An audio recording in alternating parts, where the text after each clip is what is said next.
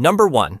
Hey guys, in this video, we are going to show you how to delete a scheduled post on Facebook, iPhone, and Android. If you have ever scheduled a post on Facebook but changed your mind, don't worry. You can easily delete it before it goes live. Whether you are using an iPhone or an Android device, the process is simple and only takes a few steps. Here is a quick guide to help you remove any scheduled posts from your account.